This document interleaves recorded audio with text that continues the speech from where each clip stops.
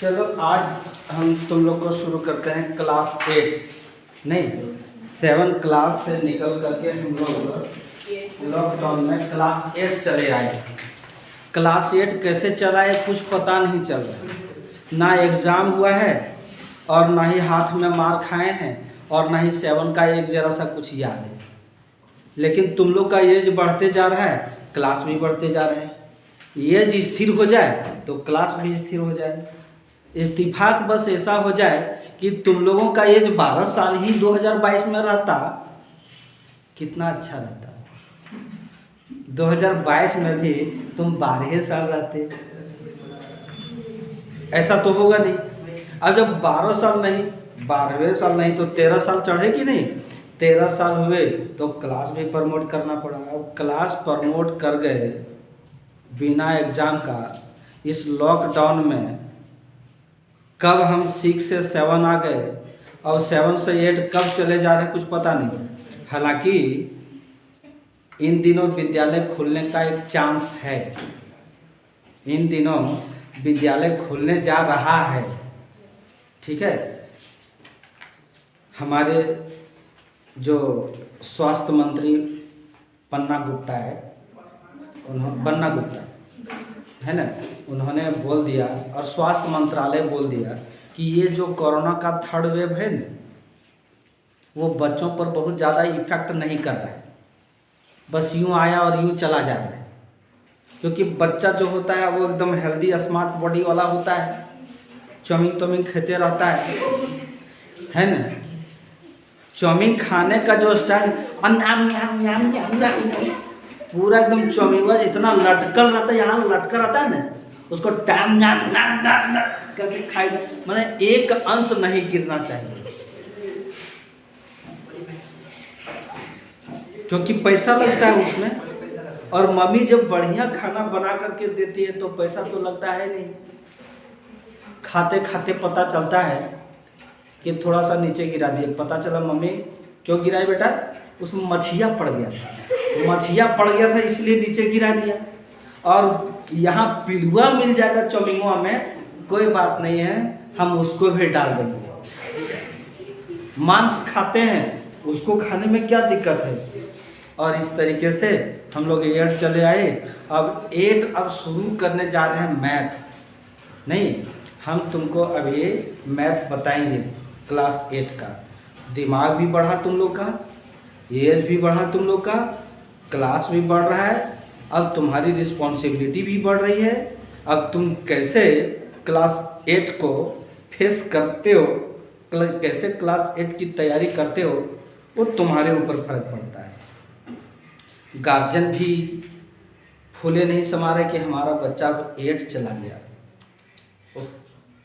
हम भी फूले नहीं समा रहे हैं कि क्लास 7 तक हमको जिसको हम पढ़ाए हैं वो अब 8 में हम पढ़ाएंगे उसको। बड़ी अच्छा लग रहा है कि तुम लोग 8 क्लास में आकर के बैठे हो।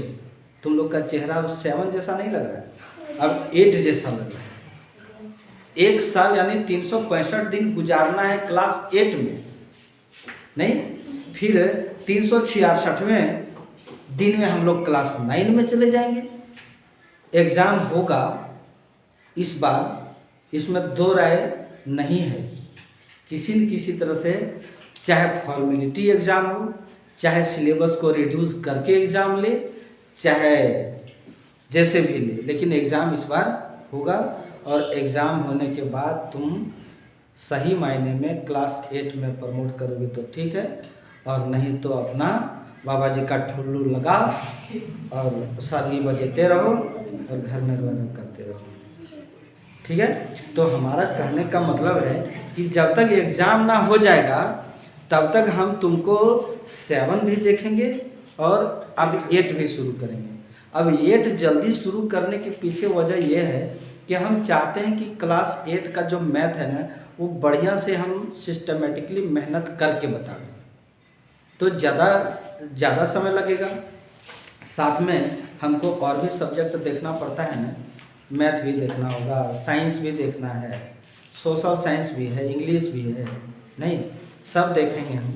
तो इसलिए समय पर अगर हम नहीं समाप्त करेंगे क्लास 8 को, तो अगले बार तुम लोग प्रेशर दोगे कि क्लास 9 का सिलेबस वास्ट है, तो कब जल्दी शुरू करेंगे हम क्लास 9 को? नहीं, इसीलिए क्लास 8 वाला हम अभी से फरवरी से शुरू कर दे रहे हैं। आज 1 फरवरी है ना, 1 फरवरी से क्लास 8 का शुरू कर दे रहे हैं।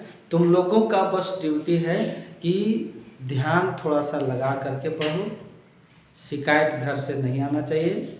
शिकायत तो आता ही है, लेकिन क्या करें, क्या करें क्या ना करें, ये कैसी मुश्किल है, कोई तो बता दे, इसका हल हो मेरे भाई। ठीक है, तो इधर बच्चा और उधर गार्जियन, बीच में टीचर। अब टीचर बेचारा करे तो करे क्या? चंगर को डांटते हैं तो चंगर फुर, और चंगर को नहीं डांटते हैं तो गार्जियन कहेगा ये मास्टर ठीक नहीं है कि नहीं? तो ध्यान देना, जो पहला चैप्टर है इसका, वो पहला चैप्टर में जितने भी चीज़ें हैं वो तुमको हम कभी एक बार लिखा चुके हैं। क्लास 8 हम यहाँ लिखते हैं, क्लास 8 मैथमेटिक्स, ठीक है। और ये है चैप्टर 1, ठीक है। और चैप्टर 1 में इसका हेडिंग जो है वो क्या है? ठीक है, परिमेय संख्याएं। परिमेय संख्याएं, ठीक है। उसको हम कहेंगे रैशनल नंबर्स। ये रैशनल नंबर, परिमेय संख्याएं जानने से पहले हम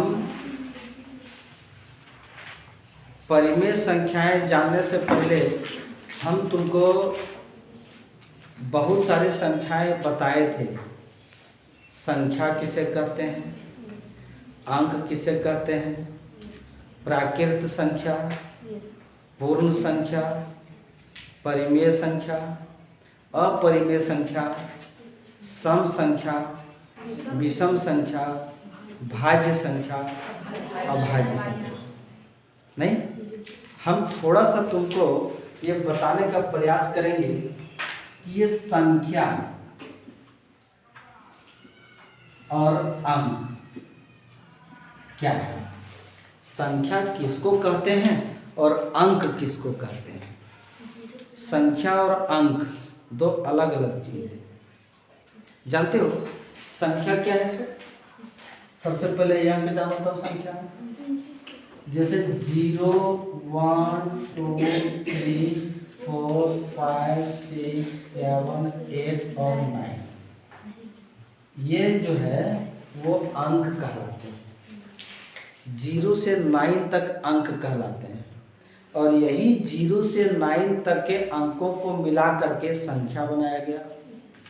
चाहे वो 1 अंक की संख्या हो, चाहे 2 अंकों की संख्या हो, 3 अंकों की संख्या हो, 4 अंकों की संख्या हो, जो संख्या बनाया वो इन्हीं अंकों को लेकर के बनाया गया। एक संख्या का तुम कल्पना करो कि 642, ये 642 जो है वो 3 अंकों की संख्या है।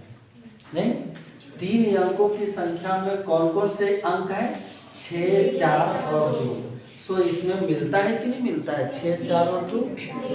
तो याद रखना, अंक जो होते हैं वो 0 से 9 के बीच वाले कोई अंक कहते हैं। संख्या जो होता है वो इन्हीं अंकों के संग्रह से मिला करके बनाया गया। नहीं तो जानते हो ना कि एक अंक की छोटी संख्या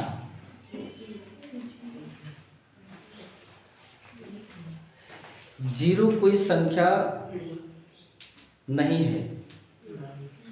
जीरो संख्या को 2 गुना और 100 गुना और कई गुना बना देता है। कोई भी अंक के दाएं साइड लग करके ये जीरो उस संख्या को, जब एक जीरो लगता है तो उस संख्या को 10 गुना बढ़ा देता है।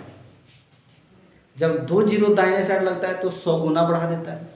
जब 3 जीरो लगता है तो 1000 गुना बढ़ा देता है कि नहीं? तो जीरो को ना हम एक कहेंगे,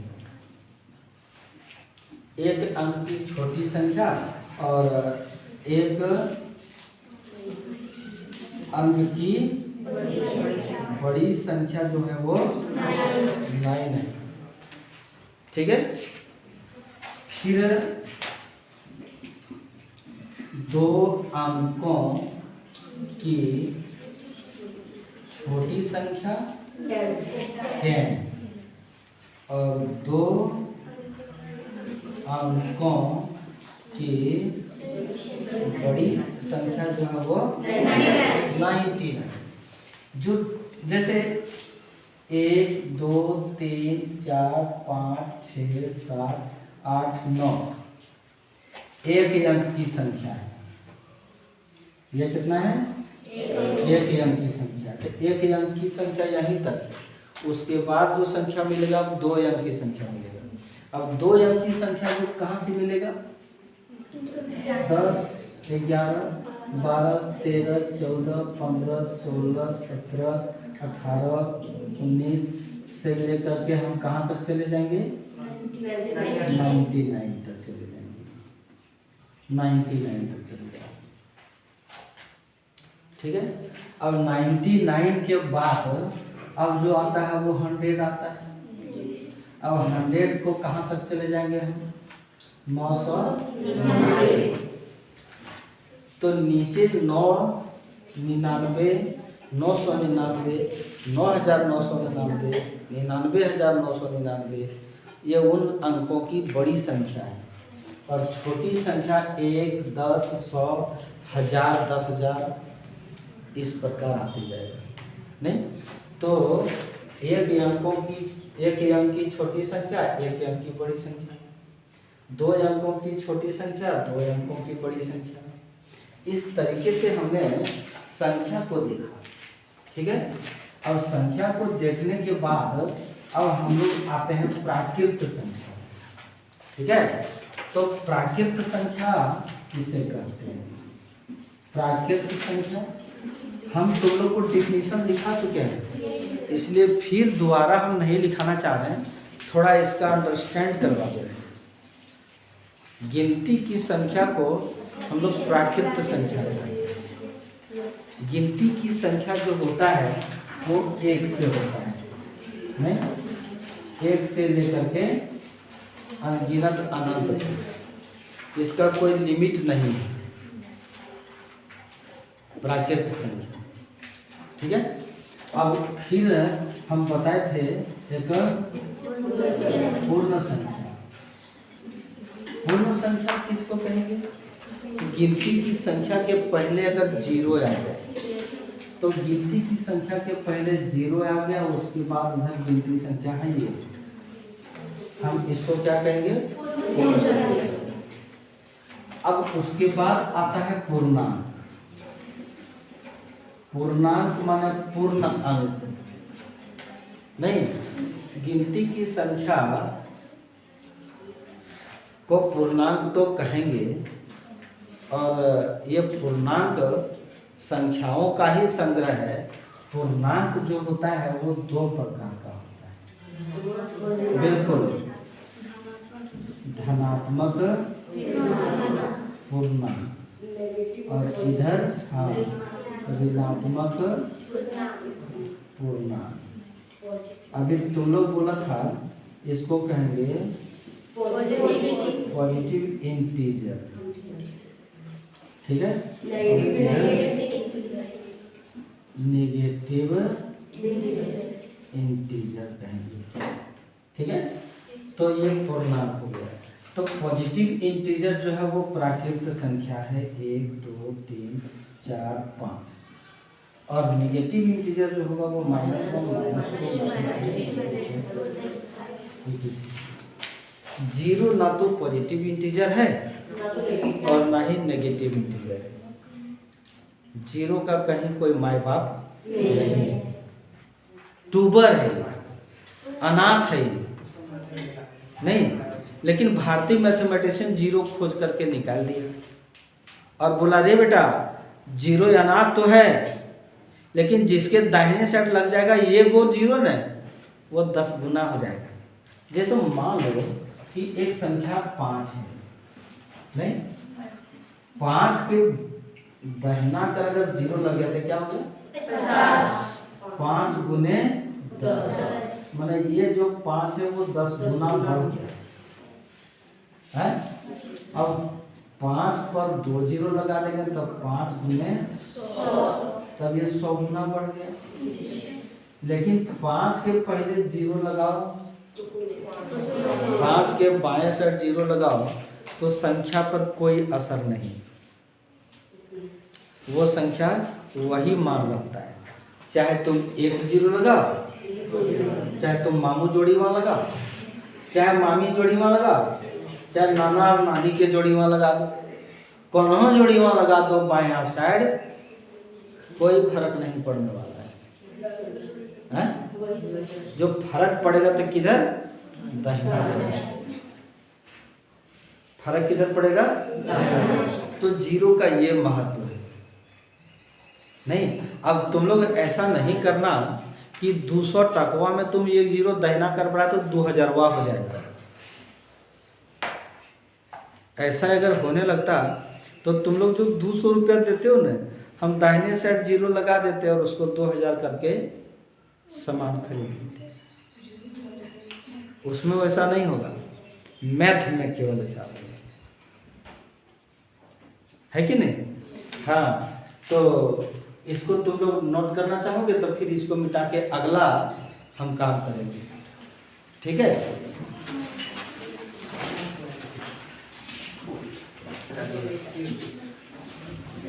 सुनो, एक चीज और हम तुमको बताना चाहेंगे। क्लास 8 जब शुरू किए हो ना, तो मेरा एक बात याद रखना, याद रखो चाहे नहीं रखो, हमारा काम है बोलने का। हम तुमको सजेशन ही दे, डॉक्टर की कहता है सजेशन देता है। तुम टाइम पर दवा लो या ना लो तुम्हारे ऊपर फर्क पड़ता है ना। कौन चीज डॉक्टर यहाँ के दवाइयाँ पिला देता है कि, तो पिलाएगा ही नहीं, वो दवाई आके पिलाएगा नहीं। तुमको कह दिया कि भाई सुबह शाम लेना है, अब तुम दवा को खाने के नाम पर तुम यहाँ डाल दो, कुछ लोग इन्हें डाल देता है, पेट यहाँ भी है, ऐसे भी जाए तैसे भी जाए, चाहे ऐसे जाएगा वही नहीं, वो उसकी मर्जी, पेशेंट की मर्जी।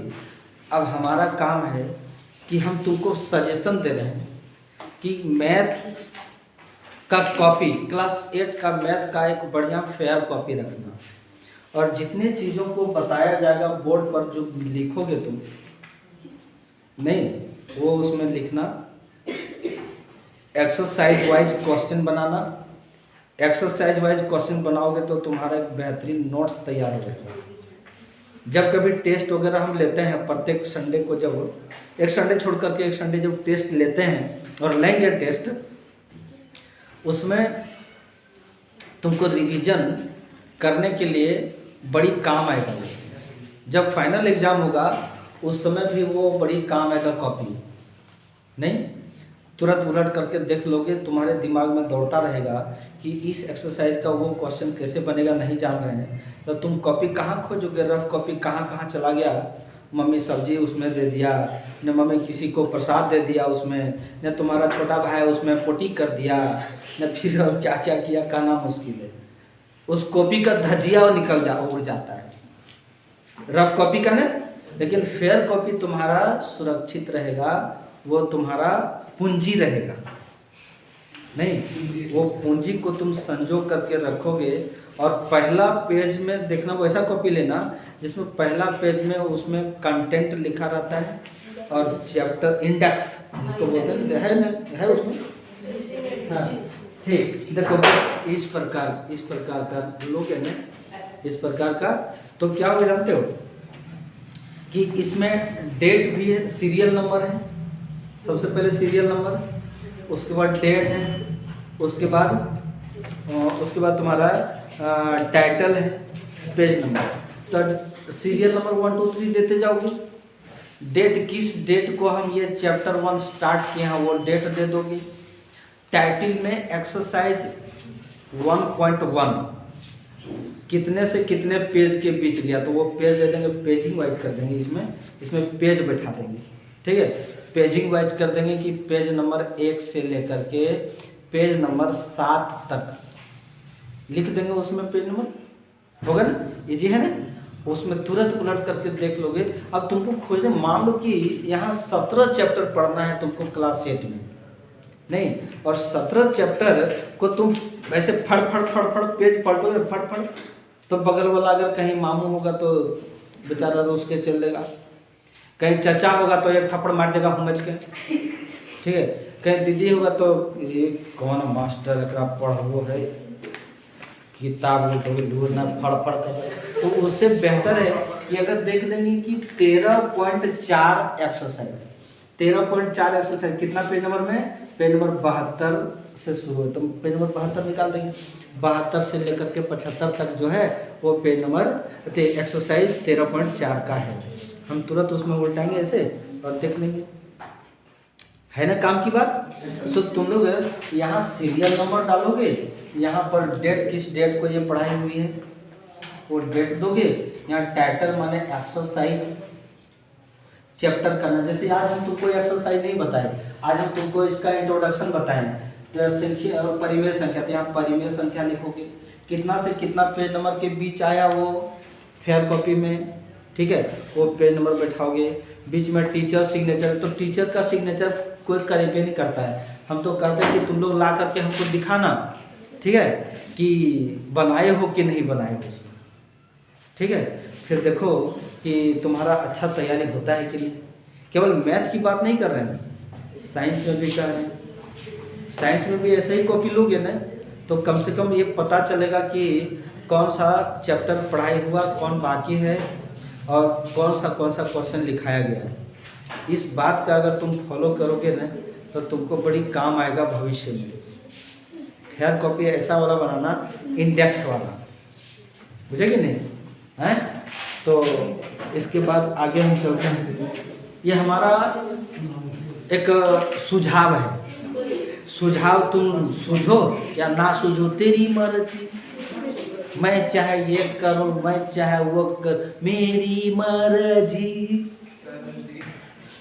ठीक है, ये हमारी मर्जी, तुम्हारी मर्जी जो तुम करोगे, लेकिन हमारा बताने काम है, हम टीचर हैं, हम बताने काम है, बता दिए। अब कहोगे कि ऐसा कभी आप बताए नहीं थे सर, तो हम क्या करते, तो इसीलिए आज शुरू कर रहे हैं, तो शुरू के दिन वाला चीज़ बता दे रहे हैं। यहाँ के बाद हम लोग आते हैं सम संख्या। ठीक है, सम संख्या जिसको हम लोग कहते हैं इवन नंबर। सम संख्या जितने भी होते हैं ना वो 2 से डिवाइड होते हैं, 2 से डिवाइड होने वाले संख्या हैं, यानी 2 का मल्टीपल हैं, ये सम संख्या, जोड़ा वाला संख्या, जोड़ेदार संख्या। और एक विषम संख्या, विषम संख्या 1 3 5 7, इस तरीके से ये भी अनगिनत है, ये जोड़ा नहीं है, इस संख्याओं में जोड़ा नहीं आता है, और ये 2 से भी पूरा पूरा भाग नहीं लगता है। अब तुमको अगले दिन हम थोड़ा सा बताएंगे परिमेय संख्या और अपरिमेय संख्या, वो बता लेंगे, उसके बाद हम एक्सरसाइज शुरू करेंगे। ठीक है, तो आज का मुलाकात बस इतनी, कल फिर बातें करना चाहे जितनी। ठीक है।